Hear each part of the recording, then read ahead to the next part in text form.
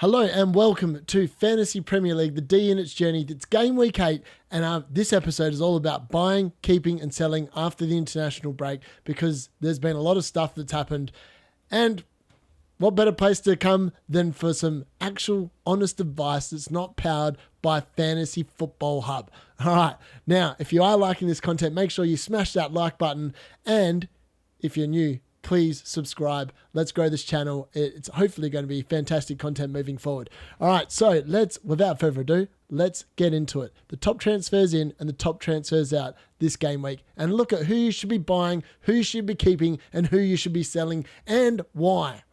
All right, so let's have a look. We're going to start off with the top transfers in for this game week. So, Mbeumo, if you haven't got Mbeumo already, you have missed the boat. He has unbelievably good form throughout this season. He's only blanked twice in 7 games. He does have Manchester United away this week, and you could be putting money on him scoring again, I reckon, this week.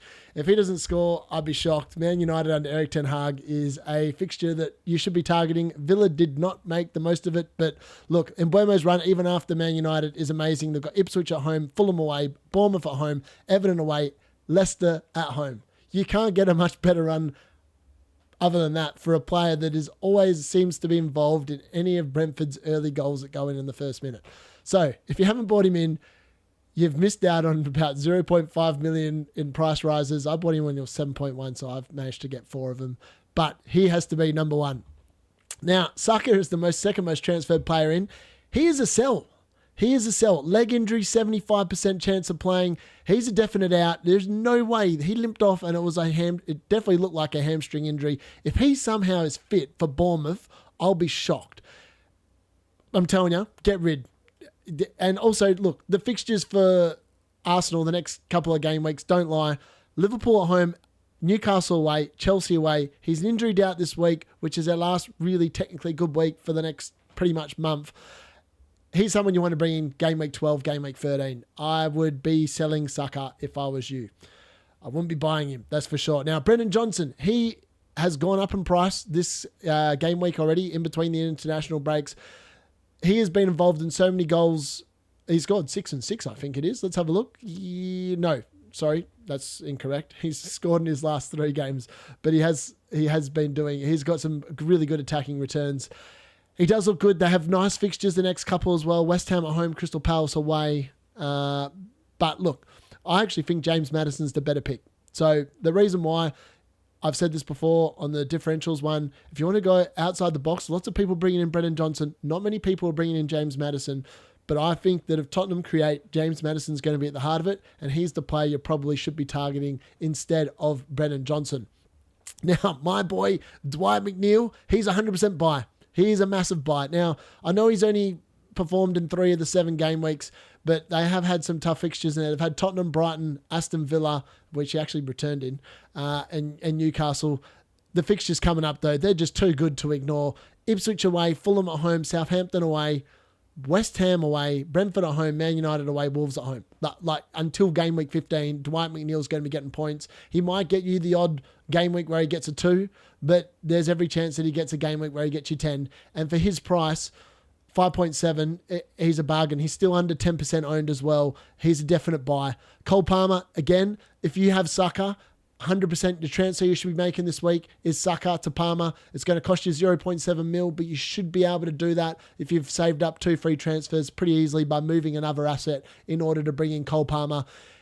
You want to bring him in because people are going to be bringing him in before the run from game week 12 onwards, and Cole Palmer is pretty close to fixture proof. Other than Erling Haaland and Mo Salah, he's the closest there is to fixture proof. I would back him in to be scoring or assisting in all these games. I know he didn't have the best international break, but don't let that fool you. He is something else in the Premier League. He's only blanked twice this season, and that was when they were useless on the opening day and ironically away against Bournemouth. But every time Chelsea seemed to score, Cole Palmer seems to be involved, and I think you just got him. You got to bite the bullet and have him in your team if you haven't got him already. James Justin, he is the transfer I've done in for my team this week. Again, he is a definite buy for me. I would not be hesitating. Southampton away, Nottingham Forest home, Ipswich away. There are attacking returns for him. And at 4.6 million, he's still a very cheap and affordable asset. And there is a strong probability that eventually Leicester are hopefully going to keep more clean sheets like they did the last game week against Bournemouth, against these weaker teams. So look, put money on him to deliver some points. He's in my team. I'm backing him in. Liam Delap, here's again another buy. 100% his stats, and as look at Ipswich's run doesn't lie. Everton at home, Brentford away, Leicester at home. Fantastic fixtures. You'd expect him to score and at least a couple of them. And, you know, when Ipswich have been scoring, Liam Delap's normally been at the centre of it. So, look, he's got fantastic stats in terms of his goals when they score. Definite buy. Canate, I'm not sold on Liverpool defence. Now, we'll get to the transfers out where a couple of other players get targeted later on. But Chelsea at home, Arsenal away. I wouldn't be backing the Liverpool defence to keep clean sheets here. That's why I think Trent is a hold. Trent Alexander-Arnold is a hold. Andy Robertson would be a hold as well, only because of the fact that they are likely to get attacking returns if Liverpool score in those games, which is the only reason why I'm keeping them. I'm not thinking that a Liverpool defence the next couple of weeks are going to be keeping clean sheets. Let's be honest. I know they've kept them against some good teams already, but I just don't think it's going to happen here. Kovacic, definite do not buy. Do not buy. So many people buying him. You know, you're just chasing the scores it's already been. Just don't go anywhere near him. Chris Wood, he's in my team, and I was looking to get rid of him this week for Solanke, but him scoring against Chelsea has earned him a reprieve. Chris Wood for me is now a hold for the next 3 game weeks. He's got Crystal Palace at home, Leicester away, West Ham at home. The way that Nottingham Forest have been playing and the way Chris Wood has started the season, there's a reason why 11.5% of the population have him, because he's good. He's Woody Woodpecker. He's been delivering. However, I think from game week 11, you probably need to be moving him on for someone else. So that's my caveat on that one. Raul Jimenez. He's been really good. For me, if you've got him, it's a keep. If you haven't got him, I'm not sure I'd be buying him. I'm not sure how long he can keep this form up for. He is well into his 30s now.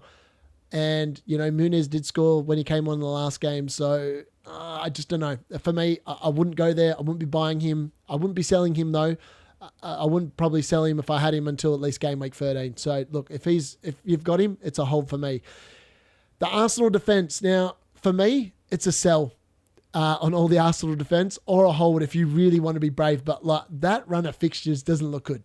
So, yeah, you make up your mind what you think. But I'm telling you, I'm keeping David Raya because the goalkeepers in general just haven't been doing much this season, and there hasn't been many clean sheets.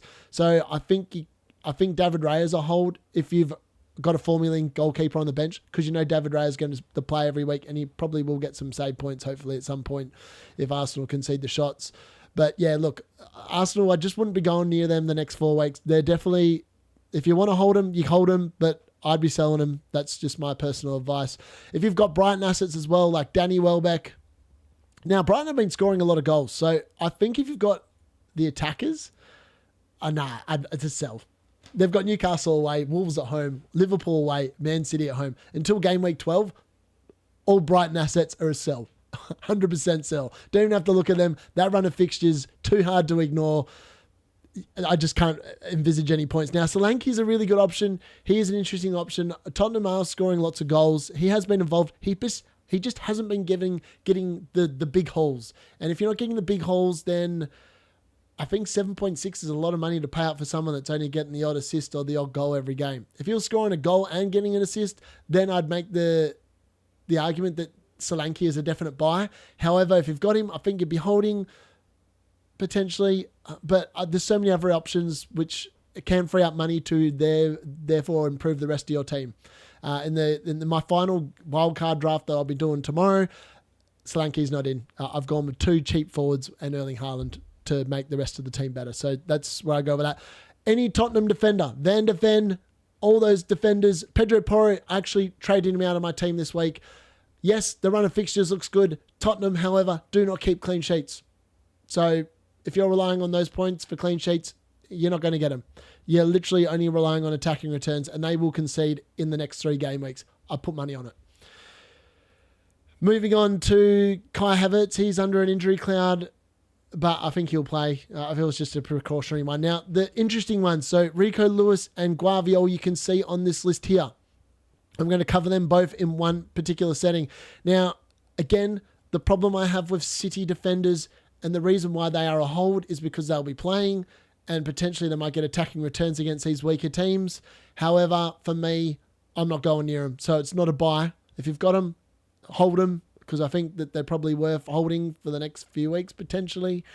But I wouldn't be bringing them in. They've got some hard fixtures coming up as well after the Wolves and Southampton games. I just don't think City keep clean sheets. So that's why, and you never know where Pep Roulette as well. Watkins and Rodgers. Their fixtures get hard after game week 10. So 10, 11 and 13 are relatively tricky fixtures. And this is the second month now that Aston Villa will be competing in the Champions League in between games. For me, they're holds. I've got Watkins and Rodgers in my team. And Rodgers is going to stay regardless. He's a great enabler. He's 100% a keep. You shouldn't be thinking about selling him because on any given game where you can put Morgan Rodgers in your team and he's likely to get you some sort of a return. For any options under that, it's a real, 1 in 5 play that they get you anything other than 2 points or 1. So I'd like to have that benefit of actually being able to bring someone in off the bench. So Morgan Rodgers definitely hold. Ollie Watkins, though, is a keep for now for the next 2 game weeks. I want to see how he goes. If by game week 10 it doesn't look like he's delivering, he is 100% out of my team. But at the moment, Ollie Watkins, a hold. Luis Diaz. Actually, he's on this list. He's actually on the other. I'm surprised he's on the buying list. He is a sell. 100% sell. If you are watching this now and you are bringing in Luis Diaz or you're thinking about it because you're trying to save money by maybe downgrading a Mo Salah to still have a Luis Diaz in your team, the person that you want from the Liverpool attack is actually Diogo Jota.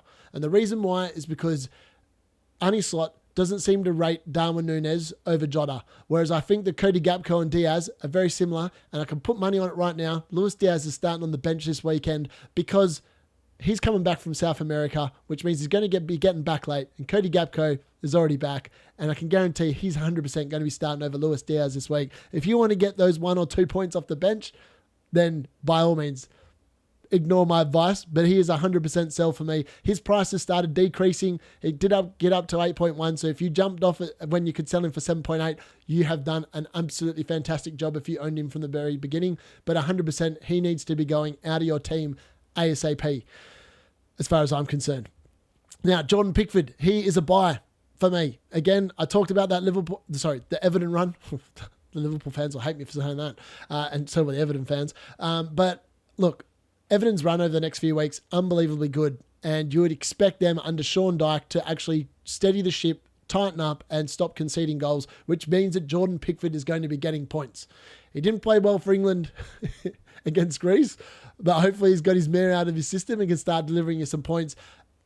If I was on wildcard, I would be 100% trading out David Raya for Jordan Pickford, because I think that he's going to have a better run of clean sheets than David Raya for the foreseeable future until probably like game week 15. Moving on from that, I talked about Maddison, and Onana is an interesting one. Now, Man United's defence, and I would put Diogo Dalot in this category as well. They are worth investing in, I think. But if you've got a Manchester United attacker, get rid of them. They do not score goals. They do not score goals. They have somehow learned this season to keep out the goals, so which makes Onana and Dalot and potentially whoever starts in that other position, we'll have to wait and see because they've got injuries all over the place at the back line and we don't know who's going to start. But I think that those 2 players, you could have one of them in your team, no problem at all, and be confident potentially they get you 6 points on any given game week. They are going to keep clean sheets. I just don't think Man United are going to score any goals. So that's my problem with them. And Out Nori, this one is for next week. Keep your eye on this bloke. Wolves' run after this week, where they've got Man City at home, is unbelievably good. You need to be having him in your team. Wolves assets, you can go, if you're on wildcard this game week, you can 100% go a week early and bench these guys for this game week against Man City. I actually think Man City will concede to Wolves.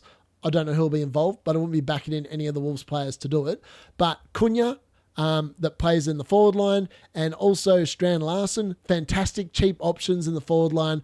Those 2, along with Out Nori, all 3 bargain basement options that you should potentially be bringing into your team. If you're on wildcard, they are definite buys for me this game week. It is a wait for next week in terms of bringing in these guys for me because I'm not on wildcard and I'll be using it in game week 12. But Out Nori is at the top of my list next week, along with Cunha, potentially for Watkins to come into my team. Wolves' assets are about to go through the roof. Just watch. And then obviously Martinelli is a good difference, but as I said, I don't like the Arsenal players. Now, is there anyone else we need to cover that's on this list? Tyler Dibbling, if you are on wildcard and you really don't want to be playing a five-man midfield on any week, he is a great enabler, but he is likely to get you 1 point. So if you're thinking about potentially playing him, his stats aren't that good. Other than the week where he scored, yeah, he ain't done much. So look, just temper your beliefs, thinking that you can rely on him. Another player that I really want to talk about really quickly is Collins. Now, Nathan Collins, as I said before, Brentford's run is actually really good, and he has been getting attacking returns, even though Brentford have not yet kept a clean sheet. So don't bring him in thinking he's going to keep you a clean sheet, but he has been involved in goals and assists on 3 of the 7 games they've had this season. So he's a nice price. But yeah, as I said, he's definitely worth a look. And Kelleher, it looks like Allison's potentially going to be missing, but I wouldn't be bringing him in. There's better 4.5 goalkeepers around, and that's all you'd be saving is 0.1 million to bring him in. And I don't think that's worth it at this particular point in time. Now, on to Mo Salah. Now, a lot of people have been selling Mo Salah. He looks like he's going to be trending down to 12.6 million. He looks like he's going back to his starting price. Again, there's a reason why Liverpool's run over the next few weeks and Mo Salah's form in general for Liverpool over the last couple hasn't been the best. And that's the reason why his price is dropping. For me, he's a sell. Like Luis Diaz, he's a sell. The only one I'd be keeping in the Liverpool attack line at the moment is Diogo Jota if you had him, but I would not be buying into it at the moment. I just think there's other teams you can target, other fixtures you can target. Now, a few people as well have gone on Phil Foden. He's not a buy. He is not a buy. He's not a sell, but he's a hold if you've got him. But we need to see some attacking returns from Phil Foden and see that he's back in the regular 11 consistently before we go anywhere near him. Some people have already gone there, but I'm telling you, you are running the risk of the fact that, it's looking a little bit iffy. And right, now let's quickly go into the transfers out and see whether I agree with who's going out of teams this week. So a few of these are injury risks. So João Pedro, still no return date, 100%. As I said, Brighton assets, they just need to go. Newcastle assets. So Isaac is a 50% chance of playing. I don't like the fixtures for the next few weeks. Brighton home, Chelsea away, Arsenal at home. I think for me, him and Gordon are sells. If you've got a Newcastle asset, get rid. Anana, as I said earlier in the season, if you had him, he's a sell. You should have got Morgan Rogers instead. You've missed the boat if you didn't get him. Get rid of him. I'd actually recommend if you've got him, just get rid of him for Dibbling. You get you some more money and spread in the other parts in your team. Smith Rowe is an interesting one. Now, he is a hold for me. He's in my team currently. He's actually going to be on the bench this game week, though, against Aston Villa, and I'll explain that when I do my team selection later in the week. But after that, he's got a run of 4 fixtures where I think you'd see some returns from Smith Rowe, which is why he is a hold. But I'll be looking to get rid in game week 13 onwards for the foreseeable future from there. So I'm hoping that he holds his price and hopefully he gets some points after this week. But he's a hold this week, and then he'll be a sell in about game week 13. He'll actually be a sell on my wild card. There you go. Nicholas Jackson, a few people have been selling him out. Again, tough run, but Jackson's normally involved. If Chelsea score, he's a bit like Palmer. He's normally the one scoring or assisting, and they vice versa. I think I'd be holding him. But if you wanted to free up money, he is a sell. There are plenty of options that are 6 million, and that would give you 1.9 million in the bank. Alisson Becker is probably a sell at this point. Now, Crystal Palace assets. Eze, 100% is a sell. He's returned once in 7 game weeks, and Crystal Palace just don't look like they are in form at all. They really need to get going. And I just can't see him getting going until the team gets going. So for me, he is a sell. He's already lost 0.2 million in value as well. So I'd just be getting rid of him. Antoine Semenyo, he's a sell, 100%. They're better options you can transfer to. The next 3-4 game weeks are hard for Bournemouth. You can't be expecting them to be delivering results in those or any sort of returns. He's a definite sell. I wouldn't even hesitate about getting rid of him at this point. And Konza, here's another one. Hamstring injury, 75% chance of playing. He went off against United in the first half with a hamstring injury. He's 100% a sell. I do not believe he is going to be back for Fulham away. And then obviously they've got a couple of harder fixtures in there for defenders anyway. So for me, Konza and any Villa defender is probably a sell at this particular time. As I said, Manchester United attackers, get rid of them. They do not score goals. No point having them at all. Now, Alexander-Arnold, I think is a hold.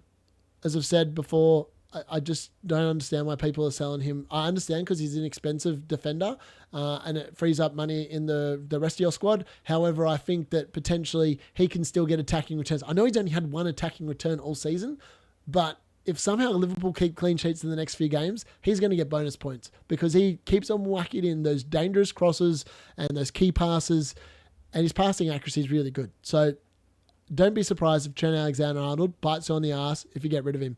Winks, 100%. I can see why people are getting rid of him. He's done nothing all season, and he's either 2, 1, or 0. So yeah, and Anthony Gordon, as I said before, he is a definite sell as well. Yeah, I just don't like those next 3 weeks, and Newcastle's run does turn after game week 11 onwards, but they need to hit form. Newcastle don't look like they're in form, and they haven't been in form all season, so I wouldn't be recommending that now. Erling Haaland is a definite hold. I don't know why people are selling him. I know Man City actually have a harder run of fixtures for him coming up, like after the Wolves and Southampton games, but you've got to have him for those 2 games before you even contemplate getting rid of this man. This is a man that can score 3 goals in the blink of an eye. If you're dumb enough to get rid of him at this point, with these 2 fixtures up next, I think you're asking for trouble. But, I can understand. He's 15.4 million. If you sell him now, you make 15.2.